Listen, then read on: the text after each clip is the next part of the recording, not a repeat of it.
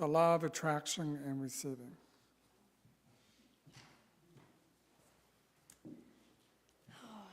Good morning.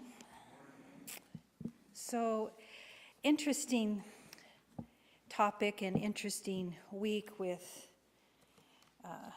information that comes your way when you're preparing one thing. And somebody I have so much respect for sent an email of what they wanted to see in a minister here, and it was less talk about law and more about love. And I thought, oh, great, the topic's law today. So, if you'll bear with me, it's backed by a lot of love, but there's a principle that I want to share with you about the law of attraction. And that has been sort of a movie star concept in the past few years with the new thought speakers and inspirational speakers around the planet pointing to this law of attraction, and it is done unto you as you believe. It's about using what Ernest Holmes talks about, the creative process. And I want you to think about, this is the creative process in a nutshell. I want you to think about things as you would prefer them to be. So it's your own personal journey, your own personal thoughts. What's an idea that you've been kind of floating around with but really haven't anchored into? What is this thought that you wish that, or you have a longing for something in your experience to be? And so you kind of hone in on that idea, that thought. And then you step into that picture of that thought that you've created in your mind and feel what it's like to be there, knowing that it could be already so. Now, I say that it could be already so because we're talking about the world of possibilities. And we want to invite ourselves into a sense of comfort with the idea of feeling comfortable with ideas and our thoughts. So we want to create that idea and place it into the mind in such a way that we can feel ourselves live that principle. And Emma Curtis Hopkins, who is one of the great teachers of this philosophy from early on, she says, in God you live, move, and have your being. In God you live, move, and have your being.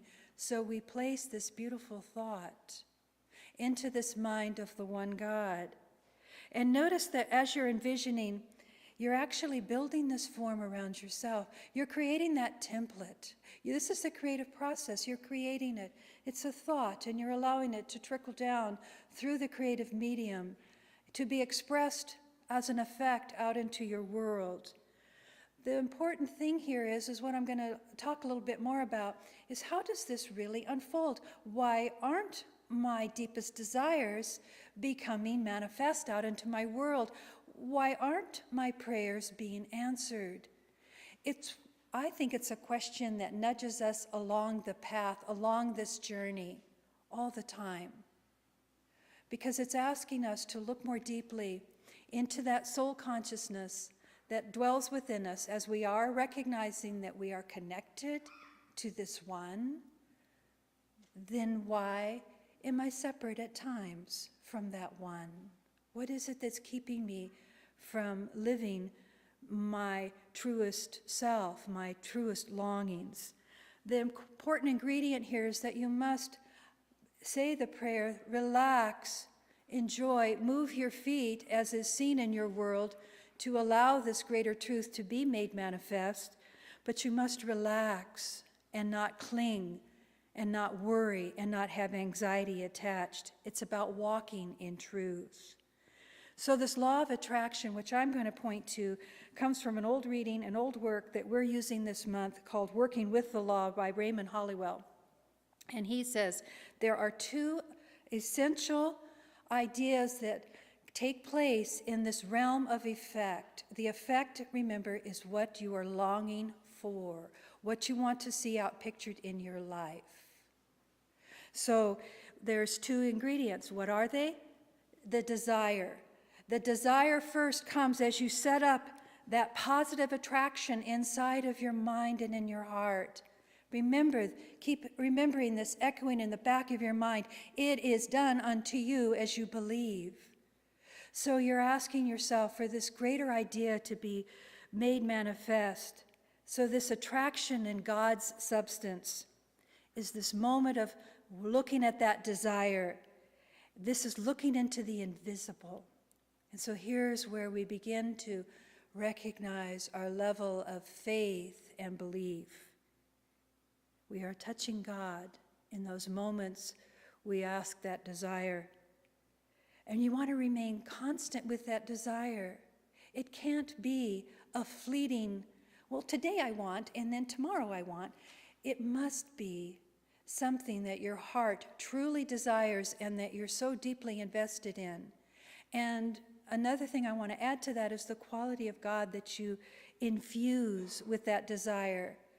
Will that desire bring you those God-given qualities of love, beauty, life, light, all of the qualities that can never be touched by mankind? They are the true desires, they're the true essence of God, whatever name you put to that.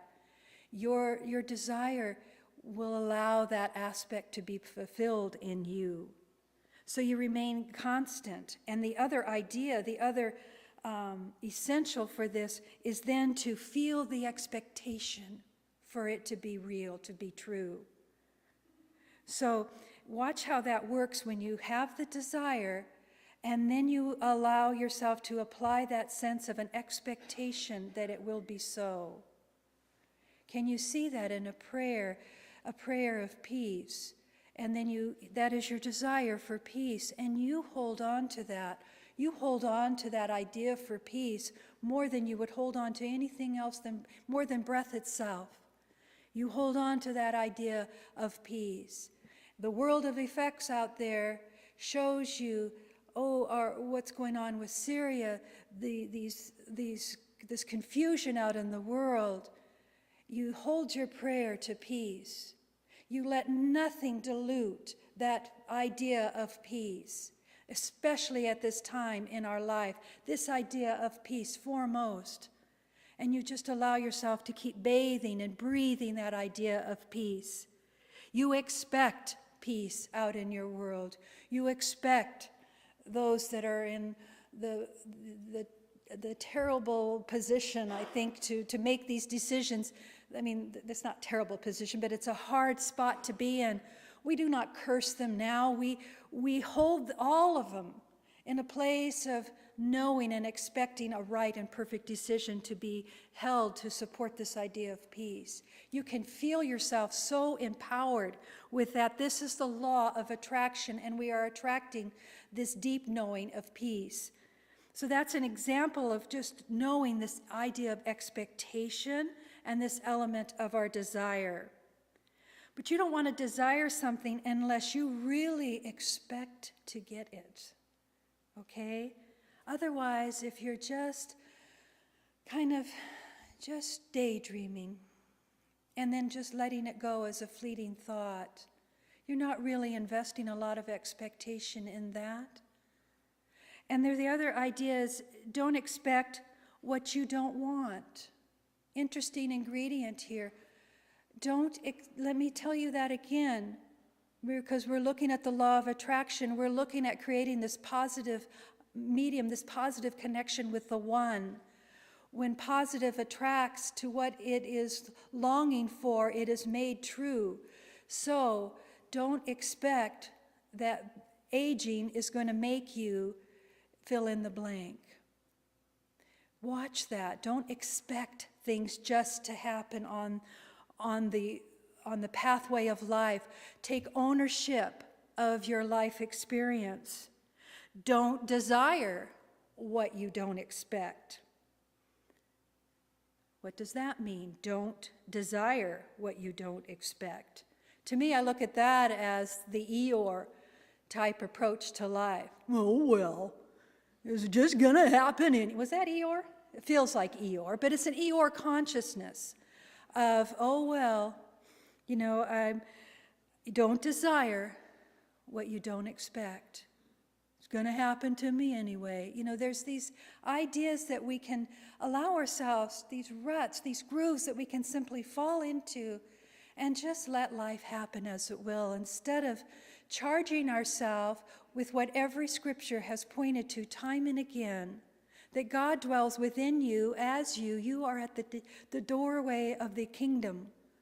The kingdom dwells within you. Does that mean anything to you? Because you must recognize that as you dwell in that kingdom, as you dwell in that knowing, as you lean in to that one truth, that one love, that which we call God or Spirit, as you lean deeply into that, it is your partnership in life. It's not as if you were leaning your ladder of trying to advance into a greater idea of yourself into the nothingness, that the ladder would just fall. You're placing that ladder into the strength of the being, of the knowing of that one truth, that one love. So expecting what you don't want just will draw it to you.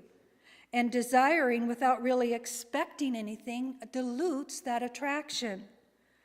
So with desire, I wanted to share these words were from Raymond's work. With desire, you must hold true. You must hold true to your longing and not get distracted or allow the wanderings of the mind to dilute your positive intentions. There's all these wonderful possibilities that lie so dormant in our being. These are the God seeds of this greater good, longing to be made expressed in a form by means of you. These are the God seeds that we were born with. It is your divine right. It is your privilege when you took that first breath in life. It's those moments when everybody looked at you as that innocent infant and said, "What a beautiful baby." And love poured upon you, and you poured love back unconditionally. Those God seeds already there. And then we spent a lifetime applying our reactions and our beliefs, and all of that started to color this greater idea of who we are. So think about, this is Catherine Ponder's work when she talks about prosperity and looking at an idea of life, and prosperity meaning taking in all that there is of God's good into your life. So you invoke this vacuum by allowing this desire to be set at the very center of your heart and mind. You form this picture in your mind and you desire it firmly.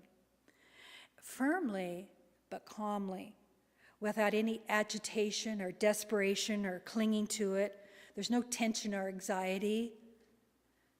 For example, if it was, I always say this and it's always embarrassing, but if it was looking at, you wanted to lose weight and you just think, and so it is, I weigh, fill in the blank. And then you jump on the scale and go, no, I don't. And then you invest all of this energy on that expectation of, oh, no, I don't. And then the whole pattern just keeps staying in a rut because you've invested all this feeling and energy in the, instead of just this idea firmly and calmly, without any agitation or desperation, no tension or anxiety. There's no force, there's no pressure in this image of the divine. You're just relaxed and you calmly hold on to that thought. Nourish it with your thought, support it, that it will come with confidence because of your conviction of truth. You hold on to that thought, you're activating the law of attraction. It is a law that works as well and as true as the law of gravity in this world. It will come to you. It could come to you in pieces, it could come all at once. But what you want to do is just recognize in great gratitude and a great knowing that it is your truth. It is in the now. And you allow every affirmative thought. You water the seeds of your mind, the soils of your mind that have beliefs that are less than your desire. You do not pay attention to those. You do not feed them any energy. You let those shrivel up and die away so that this law of attraction works as a perfect channel of God working through you, through the love of yourself. It is said that the Lord helps those that help themselves. So don't just sit back and take no action and expect your desire to become real. Let this law of knowing, this law of attraction, draw you like gravity pulls us to the earth. Let it move through you.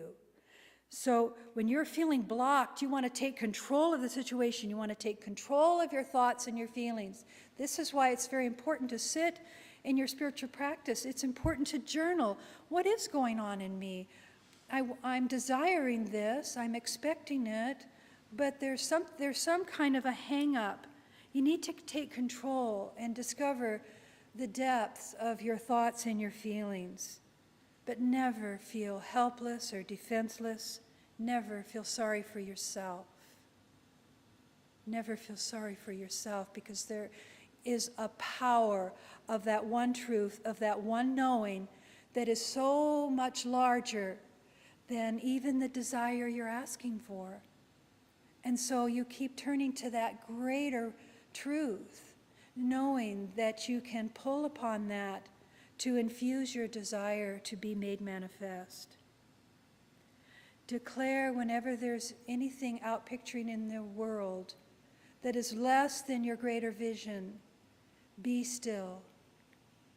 You can take those moments not to walk into those areas of great strife and struggle with a head that wants to turn away and be angry, but you walk with a spiritual warrior's heart right into the midst of it. Be still.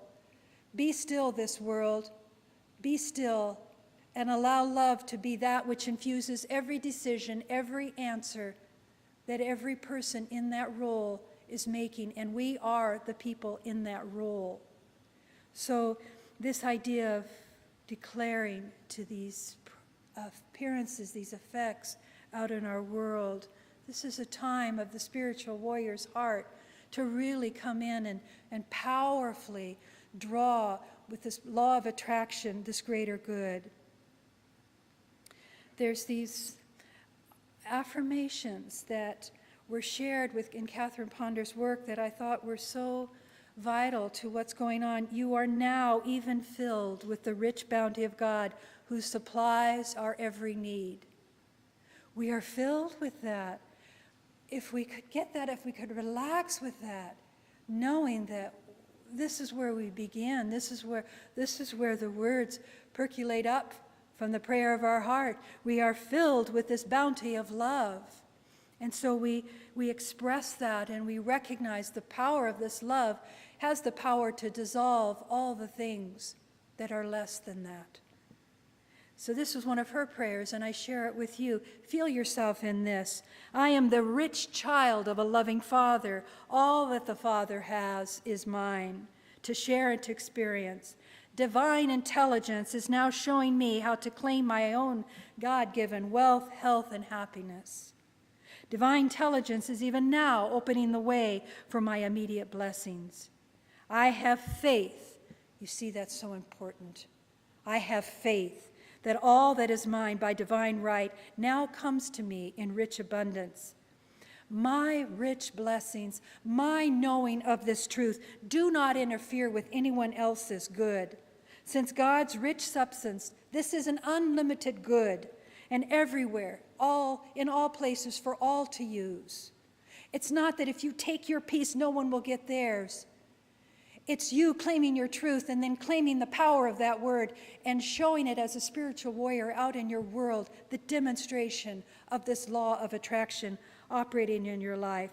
There is no delay. That which is not for my highest good now fades away. I love that. Now you can relax so much with that. Now that is not for my greater good fades away from me, and no longer there's any desires birthed from that. My God-given desires are fully fulfilled now in God's own wonderful way. So these bullet points of these affirmations, you've heard these things, what we can achieve, what we can conceive, we can achieve with the help of God, with the help of that knowing that we are infused and held in that greater power and that greater knowing. Let divine health manifest for me and in me now. I am letting divine intelligence think through me. I know and I remember. I express myself perfectly. Charge your words with these ideas of God, God's word, as if just in Genesis when he spoke those very first words, he declared it and it was so. And then that idea, I give you all of this and more, and we all live so small. Me? Me? You mean me or her? No, all of us. Individualized expression of this one truth. That is so exciting. You should all be kind of shifting in your seat and feeling, yeah, I'm full of it. Because you are. You're full of this juice, this God, this knowing, this passion, this power, longing to be expressed in this time. There's no mistake that we're all on this planet right now at this time. We can all go, oh dear, I don't even want to look at it. Oh gosh, I'm getting older. You know, it's like, no, there's still this essence, this vibrancy inside of us, longing to be the voice, to be the truth, to be that spiritual warrior, charging your every word, charging your every thought. Right on, Luke.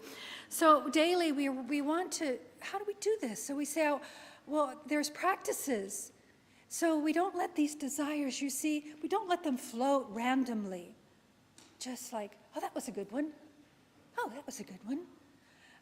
We anchor into them. So we write these desires down. And we look at the notes that we apply to our desire for a greater good to be unfolding. So important here is to create that mental image. Because in the creative process, there's the idea, and then it must go through this creative medium of our subconscious where we have so many things planted there that are just going to go, I'm going to take that one and let that one know that you're not worthy. No, that's not true.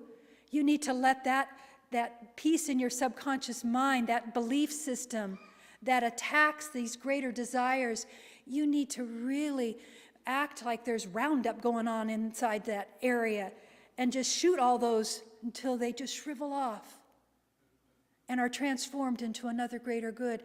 You see, because you remember that innocence that you were born with, that purity, that truth that everyone saw and that you claimed. Oh, it's just gas. No, I'm not. I'm really happy, but I can't tell you. You know, it's like the happiness before they started putting their beliefs, I was happy, it wasn't gas. You know, as that newborn, these are such important ideas for us to remember because that is that knowing, that purity, that essence of God expressing itself by means of you in that innocence. And then we grew into form. We grew into form and we started collecting our beliefs and our attitudes. And we became what we are. And we continue to become what we are. And we have the privilege and the opportunity to continue to strip away those beliefs that don't serve the world and don't serve our higher good. We boldly and deliberately affirm and command for those results to appear. Are you up for that? Y'all going, I don't know, it's 9 o'clock. I just got up a little bit ago, and she's charging me with all this stuff. Yes, I know you can do it because you woke up at 9 o'clock and you chose to come here. You chose to come to listen to some ideas of the power of attraction. Yogananda says this, to define yourself in terms of human limitations is a desecration of the image of God that you are. Wow. To define yourself in terms of human limitations is a desecration of the image of God that you are. And Ernest Holmes says, we will attract to us in our lives and the conditions according to our thought. Things are but an outer manifestation of mental concepts. Thought is not only power, it is also the form of all things. Thought is not only power, it is also the form of all things. The conditions that we attract will correspond exactly exactly to the mental picture that we hold. It is quite necessary then that a successful person, which all of you are, keeps in his mind the thoughts of happiness, which produce cheerfulness instead of depression, radiating joy, so you're filled with faith, hope, and expectancy. This cheerful, hopeful attitude are indispensable to the one who wants to do good things in life. So declare today that you are free. You are free from negative thought. When it arises, get thee behind me. Don't get it any pleasure to show form in your life. All the power of the one is yours. We are here now on this day. We declare that we are dissolving ideas of limitation, and we're using this power of choice to hold on to the thoughts that will serve our higher good and the higher good of all. No matter how much the old thoughts try to return, they have no power because you are born free. So in this week, in this journey of this week, just watch for the hidden repetitive thoughts, the hidden beliefs that are pulling you back. And recognize the moments where you're in harmony with all things, when everything comes into your experience and you just feel a sense of ease. And watch the ones that you feel the heart contract and close down, pull it back. Look, because it's a mirror for you to look more deeply, because it's telling you to look at a belief that is not serving the higher good of yourself or all beings. Let these ideas of the law of attraction hold your interest, drawing with great passion your desires with expectancy into your world. Now notice what takes your interest in the world. This is such another whole topic in itself, because, we can be in situations. I remember there was this huge tree in our neighborhood, huge. And then all of a sudden I was really sad when we were driving it down, and I was saying to my husband at the time, I said, look at that tree is gone. What tree? The huge tree. What tree? And I thought, you never saw that tree, because every time I went down that street, I saw that tree. And I thought, how can you not see that tree? And yet, don't we do that all the time when we're out in the world? How can you not see that suffering? I didn't see it. I didn't notice it. Where's your interest? Where's your attention focused? So we recognize how individual we all are, and we're choosing now to direct our attention with great interest in living it fully. So I close just reminding you that this is a message about the law of attraction, watching for that positive juice to attract what you truly want in your life experience for the good of all. But the deeper message is a message of faith, a message of faith. So I close now with a treatment that supports that truth.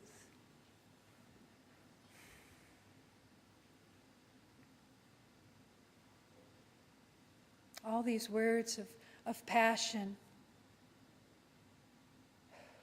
all this inspiration downloading into our hearts and mind from the one truth, from God's grace itself, inspiring us to what we need to hear today. And we choose, as we leave this service today, we choose to recognize this law of attraction that never fails, that it is done unto us as we believe. And we look deeply, deeply into the feelings that we have invested in our beliefs, what we have paid attention to in our world. And we begin to strip away that which is less than God's greater good being made manifest in our world right here and now. So I give thanks for each and every one of you that have chosen by the free will, chosen to look deeply at the holy self that dwells within you, to allow that to permeate every cell of your body, and to be that which expresses itself out into the world with great courage, with great passion. You declare the truth of love. You allow your beliefs to align so absolute with the truth of the one. So we are ignited this day with a passion, a power, an intention, a truth that serves the world, that serves ourselves, because we recognize our worthiness to be the servant of the one. I release these words with such gratitude, with such humility at the opportunity to speak the word of the one. Blessings to each and every one of us as we find our way, and we find our way as a community of love. Thank you, God, and so it is. Introduce to you our beautiful Reverend Sue Miller-Bourne, who's going to talk to us about the law of attraction and receiving.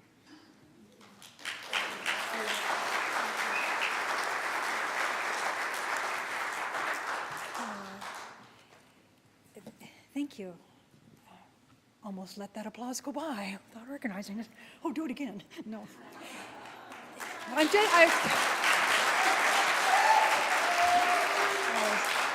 I was just kidding, but thank you. Thank you for that music. I had a letter sent to Mary and I from Reverend Lolita that expressed what she saw in ministry, and she was such a wise woman. We'll be sharing so much about Reverend Lolita because she's such a part of our center in months to come. She wrote so much, and we have a gift of that we have been preparing anyway, so that will be something that we get to share with you later. But she asked for more sacred music, and that's what she wanted to stay in touch with, because a lot of people were going, we want that agape juice, and she said, oh, I'd like a little bit of this. So I think we dedicate that to her. So thank you. She's doing good work wherever she's. The other thing I wanted to share with you, that this is so endearing now. You know we had the drama of the vandalism in the back, but the way the community poured love into our space healed that so beautifully and lifted all our hearts. And if you haven't looked out there, watch for it. We have new beautiful statues that are being donated and being repaired and refurbished. And the flags have been hung in greater glory and greater beauty. And it's just exciting to see how that outpouring of love overcomes any heartache that we experience. And this from a stranger, from somebody in the community. She says, and so this is to you all, I was so heartsick hearing about your vandalism. My husband died in April, and I bought a pretty bird bath for our memorial garden at the First Christian Church. 2 weeks later, it was stolen. We have replaced it and placed it in concrete. So far, so good. I know how sad this type of action makes you feel, and just want to make a small contribution to help you restore the beauty of your gardens. Blessings, Diane Burrell. And she sent a check. So isn't that beautiful from the community, from that heart to our heart? Yeah. How beautiful. I wanted to make sure that you were a part of that. So today we're talking about this I talked about at 9 o'clock, this law of attraction, which is a lot to do with the natural law. There's spiritual principles, and we call them laws because there is such a truth. There is such a grounded truth in all scriptures, in all faith paths, that point to this idea that it is done unto us as we believe, that we attract into our experience the thoughts that we hold and desire and store inside of us with such expectancy that it will be so be it, so it is done. But there's also this other law that talks about this law of receiving. And I pondered that one a lot yesterday because there's so much that we do in our world where we question, why aren't my prayers being answered? Why not me? What's going on here? And so this law of receiving is something that I want to go in a little more depth here. And if you want to know more about the other, you can see it on Facebook or YouTube, wherever they post those. Thank you to Kim. So this idea, and this is from the Bible Luke, not Luke over there. This is Luke, the other Luke, probably who Luke incarnated. But give, and it shall be given unto you, good measure, running over. Give, and it shall be given unto you, good measure, running over. The author that we're using some of the wisdom from is Raymond Hollywell, and he is one of the authors that we studied in great detail when I was first introduced to this teaching. And he says this: he who seeks the Father, that idea, who seeks that love, that knowing, that God, that Spirit, with wanting to get as his objective, does not seek him in the trueness of spirit. To the extent and so long as any material object remains between the mind of the seeker and the law of God, the two are held apart.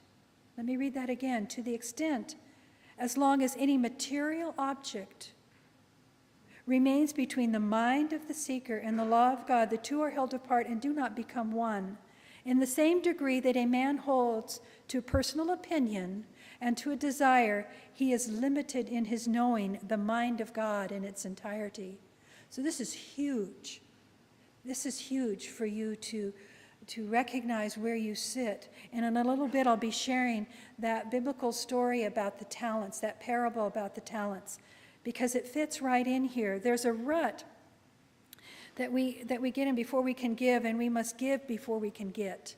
We must give before we can get. And the month of October, we have this beautiful team that has been working on Prosperity Conscious for our center, and they'll be sharing a lot of these ideas. But this is just a taste of this idea of giving before we can get. So recognize this in the law of creation. When you look at the scripture, and every scripture points to this, but I'll point to the Bible when it talks to, in Genesis, giving us the first law of creation. Let there be, and there was. Let there be, and there was. So there's this declaration of truth, this declaration of desire, and then so be it. Striving to get it, having angst over it, worrying about it, struggling over it, doubting it, only causes this congestion and this immobility of the power of the one truth to be made manifest. So what we do is we pray. We pray in our hearts to set up a vibration for our desire. Set up a vibration. What does that mean when we think about, what does it mean? What's this power? What's the purpose? What is the sincerity of our prayer? Setting up a vibration. You see, the vibration, when you think about a radio station and you want to hear a certain song, you tune it into that station, right? And that vibration is picked up and demonstrated, and you get to boogie with that because that's what you want. Or it's classical, and you get to, or it's news, and you get to, anchor into that vibration. What's your choice? What are you wanting to tune your station into?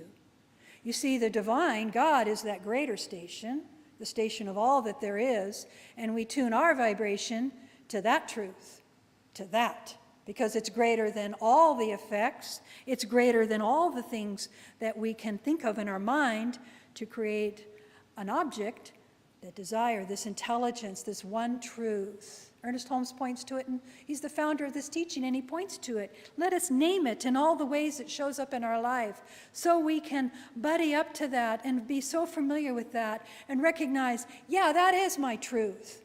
That is what I want to tune my heart, my vibration, the strings of my heart. I want it to vibrate with the strings of love and truth. So remember this idea of striving to get, struggling and making the vibration of our heart be tight. It only creates this tightness out picturing. So we're adjusting ourselves to be receptive to the one through prayer. And we do this through prayer, through introspection, through our classwork together, through our dialogues with one another, because our dialogues with one another in this center do not dwell on, oh, poor you. They help you see a greater truth, trying to be birthed by means of you. And so we celebrate your stories, and we celebrate a greater truth. We will reverently listen to the story 1 time, 2 times, maybe 3 times. But then we're going to start saying, and what are you going to do about that? What's your free choice about that? So once you're clear, you see, you must get clear on the desire that you want. You want to release your thought into God's good, and you want to saturate it. So I brought an example for those that are visual learners here. So I need Cher to come forth, and she's going to hold consciousness. And Phoebe, I'll have you come forth. I have God sitting over here in the corner listening. But if you could bring the demonstration forward. And where can you see God best? On this, on my right, or on my left? Do you want me over here? Where would you, or would you like them down in front? Where can you see best? Are they okay here? You see over here? I don't want a favor. I'm not a right or left thinker. Okay, so we have this idea of the mind is like this sponge. Mind is like this sponge, kind of a dry, oh, it's holy. It's holy. Had no idea. Little opening there for God. Cher is representing the consciousness held by this idea, represented by this bowl, this pure, clear, and I'm sure it's pure crystal bowl. And Phoebe represents God as spirit showing up as water. So many times the representation of God as water is shown through poetry and through many scriptures and many writings. So if I could have Reverend Pam come forward also as she works with her mind in all of this. Did you not fits? I think, yeah. Okay, well, there's your mind. So,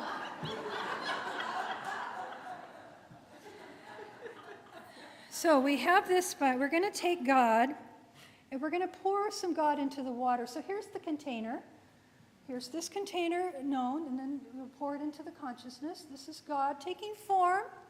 Oh, we're all in individualized expression. It's showing up now as this. Oh, there she goes. Now, Pam is in her meditative practice, so she takes her mind and she absorbs it into the one.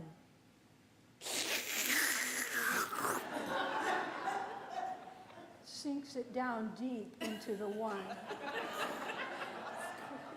With a little help of her friend, pushing an idea through prayer and treatment deeper into her mind. Okay, now we start. Hold on to your mind. I know. You see how she just separated herself from the one. So now she's having an idea. She's deep in her spiritual practice, and we know this about Reverend Pam, because she's taught the presence process umpteen times. So she's very, very crystal clear on her desires. So here's this desire, and she starts to lift it up from the source.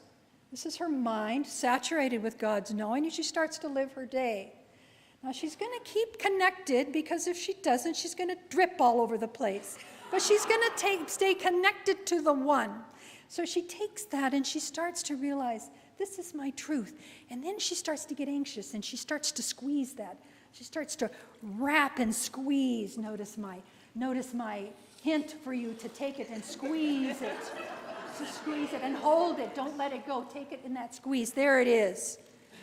There's her desire. No, don't let it go. That's your tension of your desire. You want it to be given birth of this greater truth. But now look at her mind. Contracted, with fear in it. Don't let it go yet, I did not say. Every now and then she gets a glimpse of the one, but I don't want her to. Okay, so we're not letting it go. I want you to see that's what our mind does when we have this desire.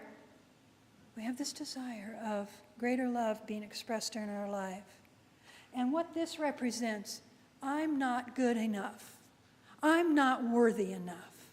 I have such low self-esteem. She met somebody else. But there's a greater truth that is longing to be emerged. And that's why when we do our prayers, we do not do them with tension and anxiety and forcing them through those areas where we are so contracted inside our heart. We stay open and relaxed as only she can. And we dive down deep into the God consciousness again. We dive down deep.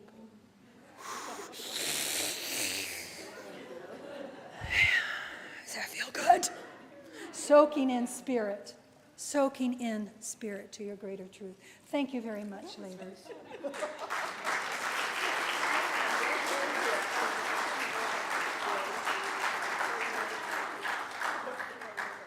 That's holy water, and we'll be doing a little bit of blessing on you later. I didn't know how that was going to go. I was sitting outside yesterday, and I thought, like a sponge, God. It's like a sponge, and it's... And so I went out to the garage today, and I found a sponge, and I found a bowl, and the rest of it was God's play. So thank you for playing, and thank you, ladies. So this idea of receiving is meant to be totally joy-filled and passionate and fun. So notice this blessed to give. It is more blessed to give than to receive. So check in with yourself how you are giving in your life, whether it be a financial good that you are using to express yourself in your world. Are you getting it to get something back? Are you giving just to give and to relax and allow that sponge of yourself to continue to be saturated with God's good? You see, when you're there, there's continual outpouring of this watery spirit moving through you. Well, there's this question that you ask, well, after I get some of this good stuff, then I'll give. Then I'll start giving. Then I'll join a Save It team after I get something. After I get it. I'm going to get it first. You already got it. You already got it. That's when you can relax. You already got it. It's done unto you as you believe. So the idea to give of yourself with any kind of obligation or dictation, that it'll come back to you. There's not going to be any restrictions. It's just going to be. I heard a lady at the hospital talk to me about her son was questioning her about tithing, and he goes, well, Mom, should I give 10% of my gross or my net? And she said, how much do you want to receive, gross or net? And I thought, brilliant. Brilliant. So I thought I would share that with you. How much do you want to receive in this good? Can you just give to be giving? So we're drawing into our life what we are giving into life and what we expect. There are key ingredients there. You can sometimes desire one thing and really think that you're I've claimed it. That's what I want, greater self-esteem. But we let our heart go someplace else. Now, this was an interesting experiment for me this week because I'm teaching the foundations class, and it was all about grace. Oh, we talked about grace, and our hearts were so loving as we talked about grace. And then we did this trust walk, and we had a partner. We partnered up. Now, watch my belief system that got triggered in this. Everybody pick a partner. So they all pick a partner but me. And I'm thinking, fourth grade. I thought, I'm available. And so right away, those were triggers in me. I started feeling, they don't want to be my partner. And so, I'll be your partner, this little sweetheart, Heather. And so the trust walk, I get so excited about this. The trust walk, she closes her eyes, and I wrap my arms around her, and we go out to this parking lot, and we're just trying to get a feeling of grace. So it's not words, but the feeling of grace. And so you escort your partner with great love, and you escort them around, and their eyes are closed, and you're showing them the world out here and just the small dimension of our world without their eyesight to have perception and judgment. And so I take her over here, I listen to the crickets and the frogs, and she'd go, oh, yeah. And she just kept melting in my arms, and I felt like I was carrying my own child around, and I'd escort her here and there, and then I thought I could do this forever. I just felt like I was falling in love with her. And I come over here, and I take the rosemary, and I squish it in my hands, and I say, smell that, smell God, smell that. Oh, she starts weeping. She just was in love herself with grace. So there was this beautiful experience, and I realized we needed to change partners. I glanced around. I thought, oh, yeah, there's other people who are doing it. And they're all having their experience. So I said, let's change partners. And so I'm going to be her partner, and I'm thinking, I can do this, and I close my eyes. And she puts her arm around. I totally trust her. She's a mother of 3. You would have thought I was 150. I was like, huh. I said, oh, just a minute. Huh. And then she would start to walk, and I would walk like this. And she said, you can trust me. And I said, I know, I don't know. Okay, let me try it again. Doing some deep breathing, and then I felt my whole body as a cripple. And I thought, what? I said, well, okay. And so here starts emerging my excuses. I had foot surgery, I've had foot surgery all my life, so I'm afraid I'm going to hurt my feet. She goes, we're on a flat surface. I know. And I knew I was lame in everything I was telling her. And then we get to this little ledge. It felt huge. But she said, you're going to go from the concrete to rock. I'm ready. You would have thought she said, you're about to go off the cliff. And I took that step, and I was just like this. I wasn't breathing. And I said, what is wrong with me? And then she continued to hold me, though. She held me in my fear and my stiffness and my awkwardness. And, of course, I called it short. Okay, that's enough of that. We're all done now. And what the revelation to me was my prayers have been with this heart, this passion of health and vitality and flexibility. I mean, I've taught yoga for a lifetime, and I thought, this is the greater truth. But what was I living in my body? What had I allowed to be so dormant inside of me that was what I spoke to at the very first when I said, what is that object you're holding in front of that greater desire? Let God be greater than that stiffness that I was feeling. I know that. I know that. I know that for myself, and I know that for you. And it's just that idea of this is a world of living spiritually, mentally, physically, all of it, emotionally. We work on all levels. So we can't Band-Aid cover one little space and think, okay, got that one. I got that one. No, it's a perception and a belief system that we have embodied from a lifetime. So the talents, the story of the talents is looking very carefully at what you are willing to receive in your life. They're holding my sign up, but I want to show you the talents. Are you with me for just a little bit longer? Okay, because you might not remember the story of the talents. This is the parable. Is just like a man who went on a journey, who called his servants and put his wealth in their charge. To one he gave, now find yourself in the story, to one he gave 5 talents, to another 2, and to another 1. To each, according to his ability, and immediately he went on his journey. The one who received 5 talents then went and traded them, and he earned 5 more. Likewise, the second one, by trading, gained 2 more. But he who had received 1 went out and dug it in the ground and hid his Lord's money. After a long time, the Lord of those servants returned and took and accounting from them. Then the one who received 5 talents came up and offered 5 others. And he said, My Lord, you gave me 5 talents. Behold, I have added 5 others to them. His Lord said to him, Well done, good and faithful servant. You have been faithful over a little. I will appoint you over much. Enter into your master's joy. Then the one with 2 talents came and said, Oh, my Lord, you gave me 2 talents, and behold, I have added 2 others to them.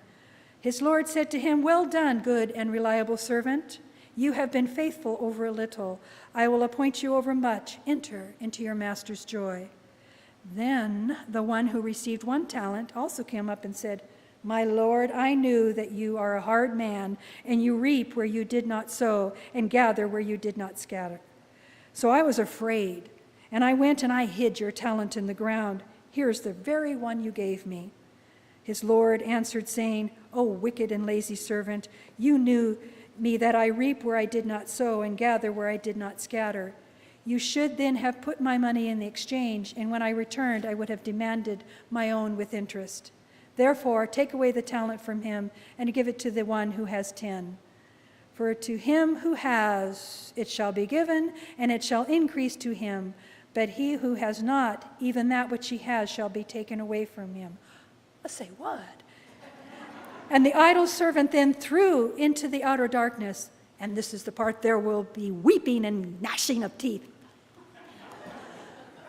Weeping and complaining. Oh, I didn't get my share. Where are you gnashing your teeth and weeping? You see that? You see that? So it's this idea of, this is the author's idea of this. First, already has proved that the one man, the one that got the greater talents, he already proved his consciousness. I can do this. You can do this. Prove your consciousness. Open it up and wash through your beliefs that can allow any doubt to enter. And the second was giving according to his belief. Maybe not quite as much. He needed to grow. He needed to join classes. There's a sign up. So he was offering, God offers to us according to our ability to receive. Each person's belief about himself determines what he will achieve. Oh, I have 1 minute to say this. Self-empowerment will enhance your self-image, and we will produce according to what we are believing deep in our soul. We are limited only by our belief. So look at this idea of low self-esteem and recognize that's what's making you gnash your teeth and complain about this greater truth. So you change your image, you change your mind, you change your heart, you tune your frequency into this one greater truth, this one mind, this one love, this one truth that downpours through us as we take it as a sponge into this holy temple of the body. And we choose right now to attract to us the desires with an expectation that it will be so. What could those desires be? Let it be peace. Join with me in a prayer that will shut me down. For there's so much to say on this idea of expecting and receiving. So right now we just need to enter that still small place inside our own hearts with that vibrancy, that connection to the one. As our hearts open, we receive the glory of this good washing through. What we need to see and attend to has our attention as we clear the way and as we allow this greater good to be expressed, knowing that God gives to us as we are willing to receive. So thank you, God, for this opportunity to feel so passionate about this spiritual journey that we are on, connecting ourselves wholeheartedly, body, mind, and spirit, to the unfolding of a greater idea of peace, love, health, light, beauty, love into this world. The qualities of the divine are the qualities embedded deep into the frequency of our heart, and that this day we choose to express. So be it. Thank you, God, and so it is.